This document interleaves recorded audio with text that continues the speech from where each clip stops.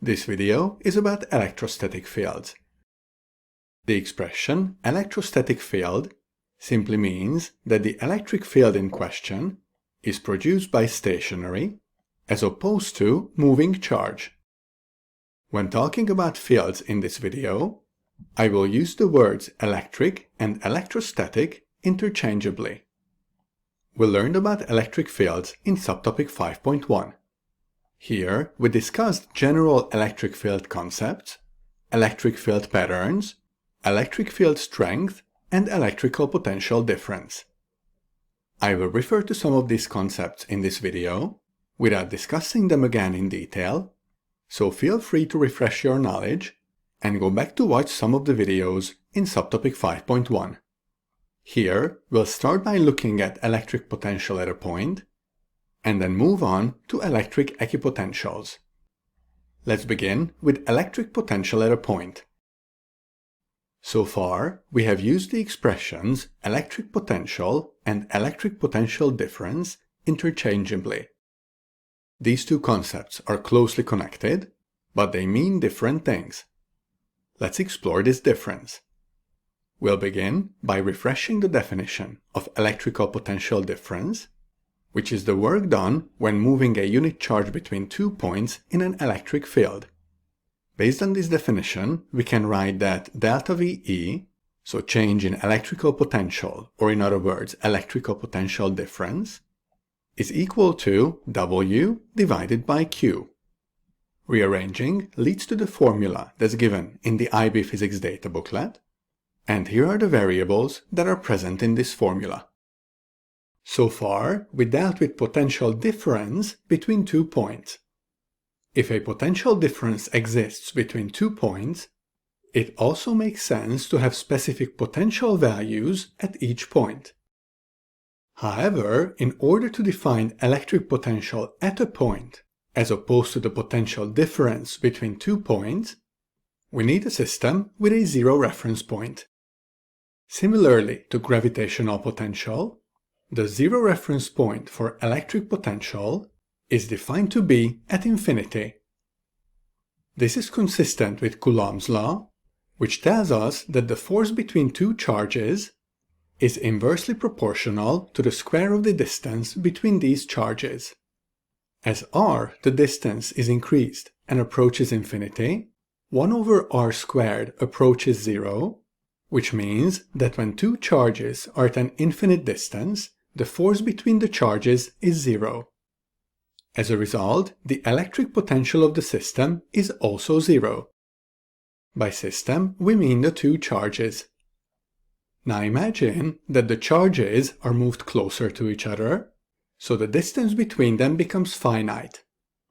With a finite distance, if the charges have the same sign, they repel. In other words, when released, they move back towards infinity, which means that when the charges were brought closer to each other, energy was stored in the system, therefore the electric potential is positive.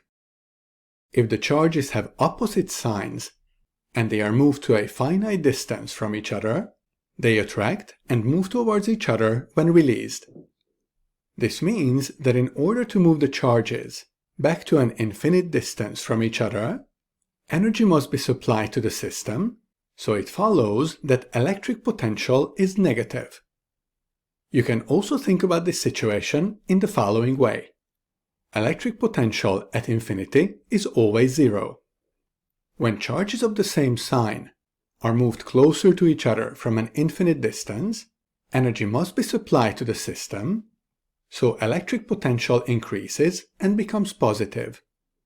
When the charges have opposite signs, energy must be supplied to move the charges from a finite to an infinite distance.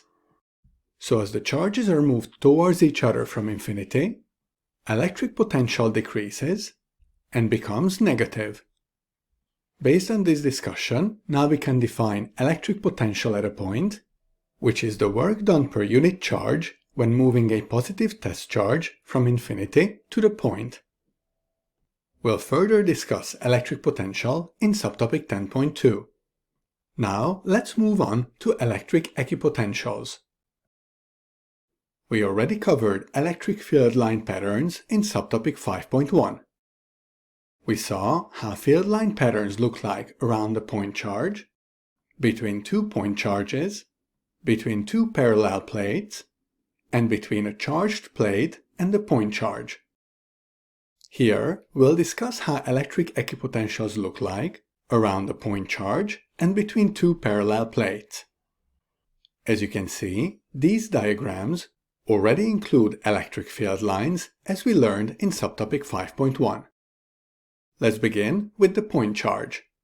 Here, I chose to work with a positive charge, but the concepts are exactly the same for a negative charge. One way to define equipotentials is that they represent points where the potential is the same. We learned in the previous video that gravitational equipotentials and gravitational field lines are perpendicular to each other. This is also true for electric fields. So now we can draw the equipotentials around the point charge. Using the same concept, we can also do this for the parallel plates. In the general definition of electric potential, we use the idea that the zero reference point is at infinity. However, just as for gravitational potential, in a given situation, we can choose the ground as our zero potential reference point. When working with electric potential in specific situations, we can also decide to choose an arbitrary zero reference point to make working with the given situation a bit easier. For example, I can choose the positive plate to be at a 0-volt potential. Let's assume that the potential difference between the plates is 12 volts. When a positive charge is released in the electric field between the plates, it moves towards the negative plate. To move this charge back towards the 0-volt position, so towards the positive plate, we would need to do work on the charge. In other words, we would need to supply energy to the system. This tells us that as we move from the positive towards the negative plate, electric potential decreases and becomes negative.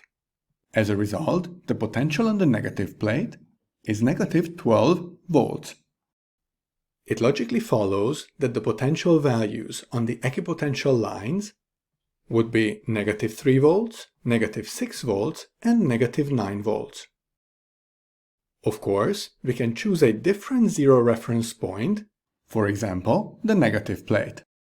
Since potential increases as we move from the negative towards the positive plate, the potential values on the equipotentials would be positive 3 volts, positive 6 volts, and positive 9 volts.